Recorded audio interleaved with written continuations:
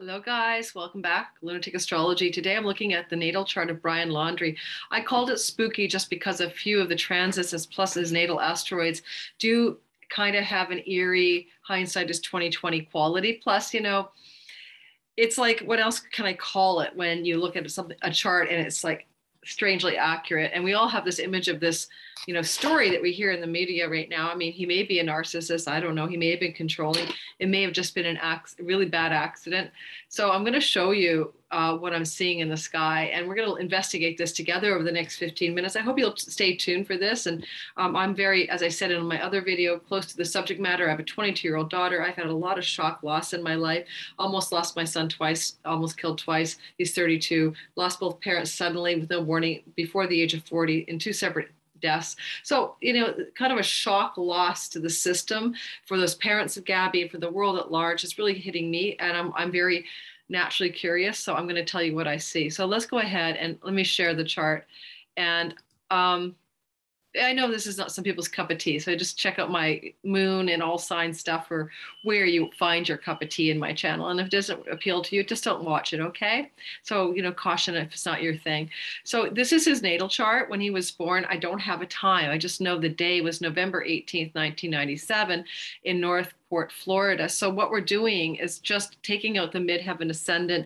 And I don't think that I know that he's a Cap rising, but I kind of like that for him for reasons I might go into here, because it puts the moon in his seventh house, which can be somebody who can lose himself, especially a moon in Cancer, to the partner and lose their sense of agency or become obsessed or codependent with their partner. Sometimes the moon on the seventh or near the descendant can do that.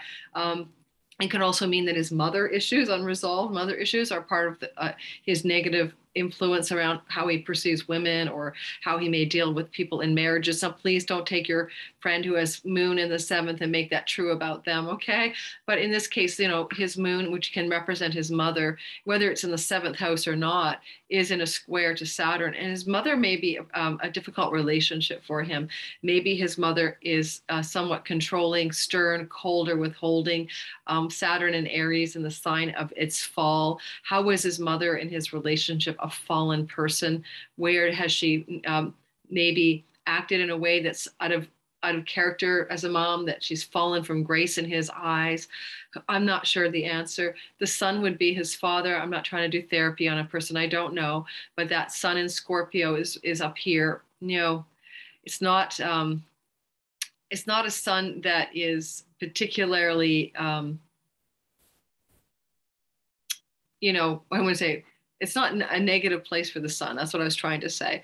But I'm going to say that the sun is ruled by Mars. And there's that exalted Mars, which is where he's capable of violence. Mars is over the top, exalted in Capricorn. Sometimes it looks like a prize fighter in a boxing ring. Sometimes it looks like a Top Gun airplane pilot who wins medals and awards for his valor and his vigor. Sometimes it looks like a top, mogul of some business endeavor, empire, because Mars in Capricorn, resources, banking, money, wealth, and stuff like that. But Mars is exalted, and sometimes exalted planets fall, and fallen planets exalt. They have a tendency to do this flipperoo back and forth. So a Mars that falls from valor and vigor and Top Gun status, as a soldier, could fall to homicide, right? The lowest side of Mars, taking a life, knife, sharp, cut, violence, harm, combat. His Mars is the owner of the real estate in which his father, the sun, is sitting. Okay, I'm just parking a thought there. I don't know what it means. And, the sun is not terribly afflicted. The moon is in a square, which is a difficult relationship to Saturn in its fall. The moon is harmoniously connected to his nodes, but the sun isn't particularly seriously afflicted at 26 degrees of Scorpio. There's not a lot of negative tension there. So I don't know that his father in his books is a bad guy at all. And in fact, I think it is. I said in my other video, is Brian Laundrie alive? I think his father is the main person who's shielding him and keeping him safe and hiding him and communicating with him. So yes, he is alive. I think we'll know if you listen to my other video by October 18th, news will break about where he is, or he might be apprehended at that point. Now,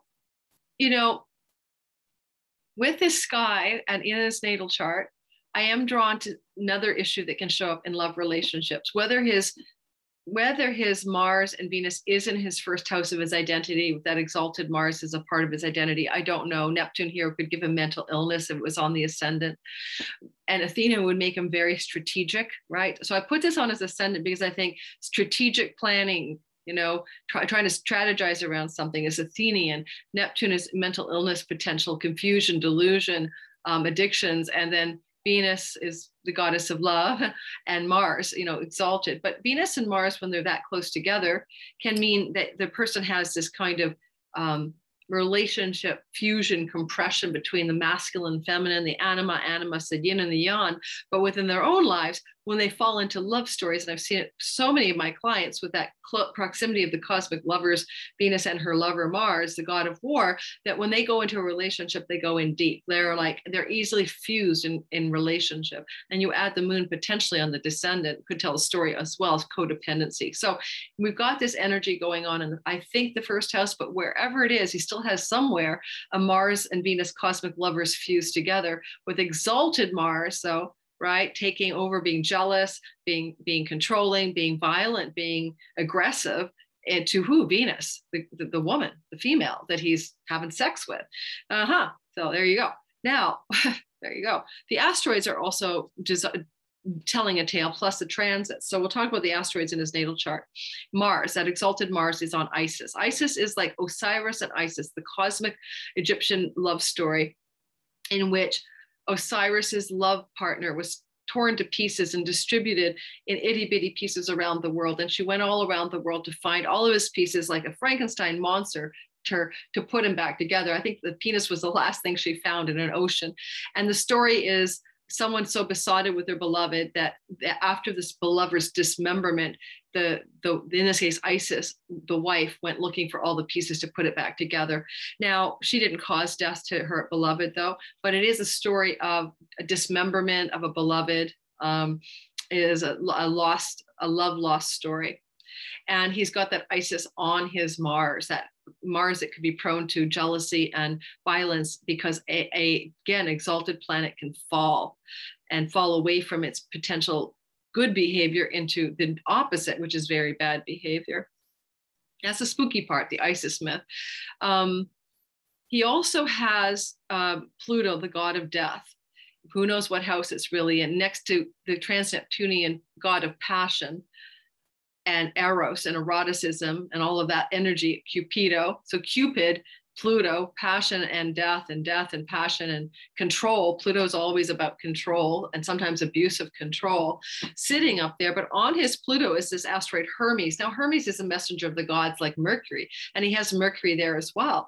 And so it's not necessarily a thing, big deal. But Hermes is particularly associated with cunning. So is Mercury associated with cunning. So he's got two cunning energies, planet, Mercury, but also the asteroid Hermes right on his Pluto. So does he have cunning ability here regarding things to do with secrets, Pluto, death, violence and abuse? Certainly the secrets part of Pluto, the Pluto keeps things underground, keeps them hidden.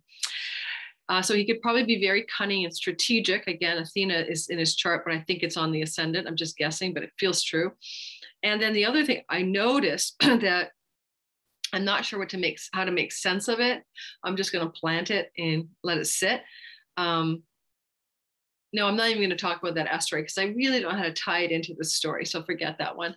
So then I want to talk about the other thing going on in his chart, which are the transits. Now, I'm going to just put a transit chart over his chart, but I want to talk about Chiron, the wounded healer, squaring Venus, the goddess of love, all throughout 21 and 22. And already that story is playing out, like obviously as a death or a loss of his partner, maybe at his own hands. So the outside ring is the sky on September 27th, the day that we think Gabby may have been killed. But even if it was the 28th or 29th, those days will apply to the sky more or less. And one of the things that's ongoing for Brian that started in 2021 is Chiron is squaring Venus. That's a once in a lifetime square. Well, not once in a lifetime, but once every 15 years square, 50 years square to Venus, the goddess of love. Chiron is the wounded part of yourself, the wounded within, the wounded healer, the part of you when you heal the wounds, which doesn't usually happen to age 50 in earnest, you get to claim the gifts from the healing. So Chiron squaring Venus is pressuring the goddess of love from Aries, yes, Mars, fighting, conflict, swords, ending, severing. All right, Chiron is doing that square to his natal Venus, his love goddess, during that whole year. But the first exact square was June 25th. That was before they went traveling. They went traveling around July 3rd or 4th in the van trip. And then later on, August the 4th, I don't remember when they were pulled over on that roadside stop. Does anybody remember?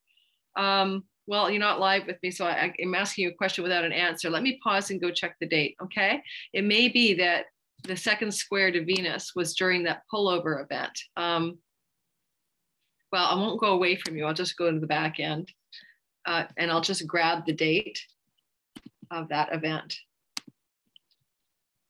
I have a feeling it was close to August the 4th. What date? When was Brian Laundrie pulled over by cops? That's how I'm going to search for that answer. And when was it? It was definitely in August 12th. Okay. So when I talk about Chiron squaring Venus, the goddess of love, Chiron is moving very slowly. So yes, on August 4th, Chiron was exactly squaring Venus, the goddess of love, in his chart, influencing his love relationships from a wounded place. But by the 12th, this is still activating for him. He's still feeling this pressure. And of course, he was born with Saturn, the Lord of time and karma, and the Grim Reaper as well, on the Vestal flame, squaring his goddess of love as well. So it's a natal disposition that was being activated as Chiron was approaching Saturn, activating the natal square, and also the wound. Saturn Venus can be like enduring love with an older person, lasting love. But because of the square, there's conflict. And Saturn is about control. So there's something about controlling love or controlling the one I love or controlling relationships that he's got baked into the chart. Again, we don't know if Saturn really is in his 4th house, but if it is, somebody in his domestic home was controlling all the time. Maybe it had been his mom, maybe just a helicoptering. Maybe it's not even malevolent control, but maybe way too much control. It's almost like if his mother was controlling, his dad was his sidekick. And sometimes that happens in families, where one parent is abusive or controlling and the other one becomes a collaborator, a sidekick to the abused child. And I'm just making all this up. And I'm not an analyst of the family. I'm just riffing. Okay. So Chiron will continually square Venus next year, right? But Gabby's no longer here. That will be precise April 8th and November 9th next year, but he will be apprehended and he will be in court and he will be having to relive this trauma. And I'm pretty sure that's the continuing square of Chiron to his natal Venus. Other things going on in the sky at the same time that give me a pause is that the god of death in his chart, Pluto, which may be in the 12th house of past life, self-undoing and all of that, has been approached at that time around the actual November 18th. It was at 3 degrees, Pluto was at 5. The North Node would have already been in touch with Pluto because it goes in a retrograde motion before then. So during the entirety of the trip, there was a South Node Pluto aspect acting in his chart. So, I could go back about a month and see where was that South Node as the journey was progressing. So the South Node was at 6 degrees and this Pluto's at 5. So, and that was August. Did I go back by a day or a month? Sorry, guys. Thought I went back. Oh, you can't make this up. Yeah, sorry. I was in September. Just ignore that. Ignore the transit time. And I just said, just notice that my chart was in September instead of August. So on August the 27th, we still have that applying pressure from Chiron. That's not going anywhere. Everything I said is accurate. So on August the 27th, the South Node was exactly, like really tightly close to Pluto. And that's that's tight. Okay. That's like within a degree. So we're looking at, you know, some letting go, loss, surrender, release, and difficulty regarding themes of death going on and control going on in his chart at the time. This South Node transit to Pluto happens once every 19 and a half years. So this is not a common thing. See how fragile this moment might have been for him. And Juno, the goddess of faithful partnerships, is also pretty darn close to that Pluto on August the 27th, 2020, with that ongoing square from Chiron to Venus. And you can see on the 27th, it was exact, right? Still, although I said it was August 4th, but by August 27th, it's still 12-degree Chiron and 12 degrees for Venus. So a lot of woundedness around relationship, a lot of pressure there, activating a control feature. Love is, you know, almost could say his chart is love is control, or control is love. Maybe he learned that from a parent. I don't know. Anything else I want to say? Transiting Pluto, the god of death, may or may not be going through his first house. All right, but is pretty close to Neptune. So that can be like illusion, delusion, mental illness, death. Well, god of death, the god that, you know, Pluto makes big things small and small things big. So, you know, Pluto, maybe if this rising sign is really Capricorn, could be near the ascendant, you know, Pluto can take something small and trivial and blow way big up, you know. Pluto rules telescopes and microscopes and things that make us able to see things differently. So like the little micro that becomes visually big to us under a microscope. I'm wondering if Pluto and Neptune in this combination, 3 degrees away, engaged, wasn't a part of the problem for him in the sky at the time that things blew up with Gabby, because, you know, Neptune is where he's not seeing things clearly, where there's fog, where there's mental illness even. And then Pluto is blowing it all up into something much larger and far out of proportion. Uranus, the god of sudden things in his natal chart, is being activated by Saturn in the sky. That's really an incompatible alliance between control and freedom. What part of his, you know, control freedom story was being enervated by a transit from Pluto? Maybe he thought Gabby was controlling him because, you know, Gabby wanted to do her thing, edit her videos, keep to her public schedule for her Instagram posts. And maybe he felt that for him was limiting his freedom and his control. The day that they had the big fight, the police pulled him over for, she was working for hours and hours on her social media stuff. And, you know, he felt like frustrated and wanted to be out and about and having an adventure. So, you know, don't make it all about him being the controlling narcissist. I'm not saying he's a good guy here, but I'm saying, you know, he may have felt like his freedom was being inhibited by a transit of Saturn to Uranus, the god of freedom. And in this case, she might have felt to him like the controlling one.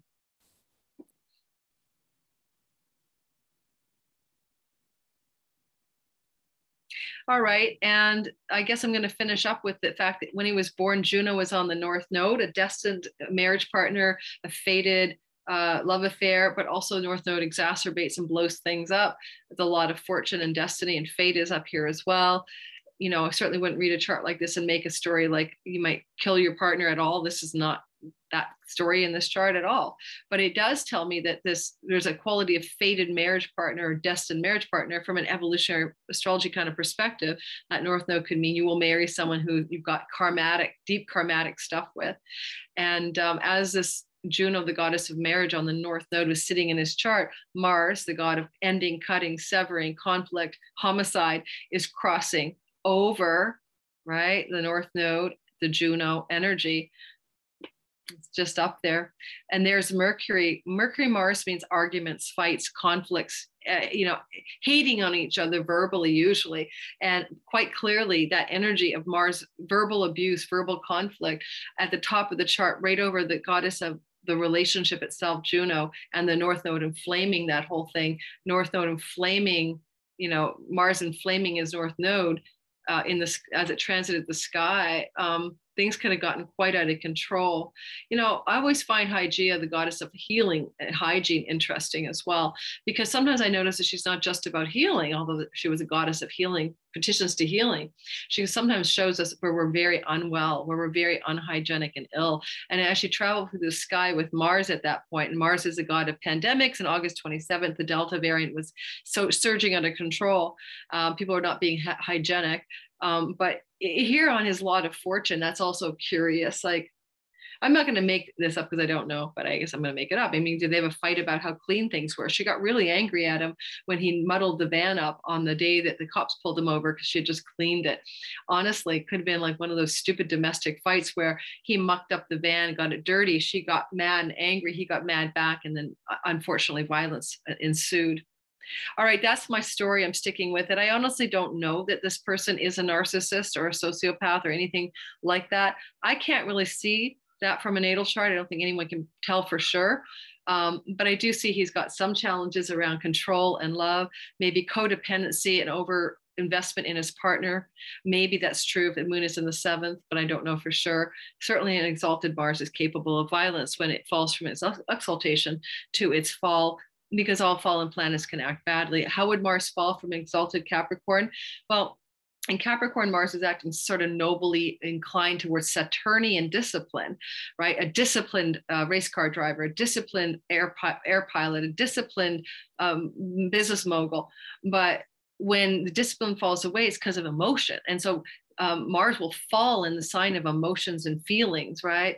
And so it may be that he fell into his feelings and he lost control and something obviously bad happened. All right, that's my take on the spooky chart of Brian. We're going to look next at Gabby's chart with Brian to see with the best as our ability what the relationship dynamic might have been, what the karma might have been, and why they may have been together in this series of the Gabby Petito story.